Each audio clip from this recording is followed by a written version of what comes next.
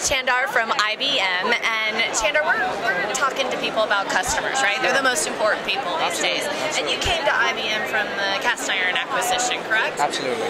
How have your customers' needs changed since the acquisition? What type of questions are they asking you now that maybe they didn't ask you before you had the IBM name behind you? Yeah, so it's a good question. I think that we see about, I would say, 3 different trends that since the acquisition. The first thing that we see is as we go to larger companies with IBM, we see that customers are asking not only about public clouds, great applications like Salesforce.com, but also asking about what we call private clouds. They're all building their own cloud initiatives, and they're saying, okay, can integration play an important role in those kind of environments also? So that's one thing that we're seeing. The second area that we're seeing, especially in the last 1 year, is the fact that we're seeing social networking making its way into the enterprise.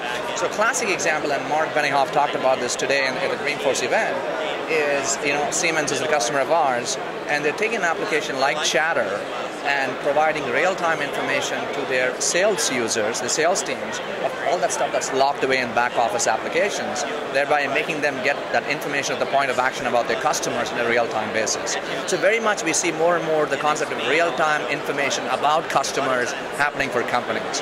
And the third thing that we've seen since the acquisition is that IBM is global. So we've seen global adoption of cloud across companies, and previously as cast iron we exposed more to North American, Europe markets.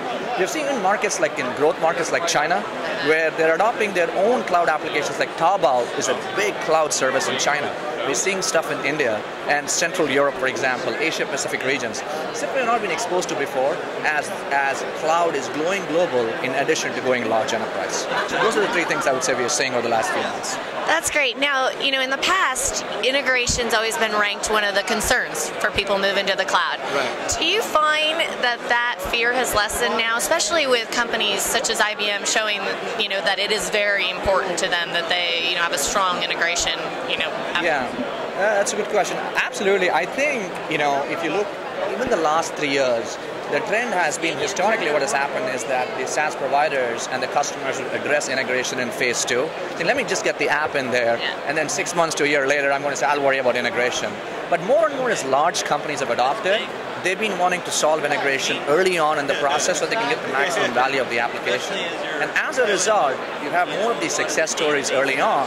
So the more success stories you have with large brands, whether that's Dow Jones or TD Ameritrade or Time Warner, more and more customers are feeling comfortable that it's less of a problem now, or less of an apprehension now than what it was a few years ago. So I would agree with you that it is absolutely true. Okay, and so you talked a little bit about, the whole social revolution that Mark talked about this morning. Is that the trend for the next year? I would absolutely say, if I have to kind of, bet, I would say that enterprises adopting social networking, like the KLM example we saw today, like the Siemens example I mentioned, as well as the emergence of private clouds and larger enterprises, is where we would see as IBM in our core markets as happening. Yeah. Thanks, Chandar. Appreciate it. Enjoy the rest of Dreamforce. You're welcome, and have a great day.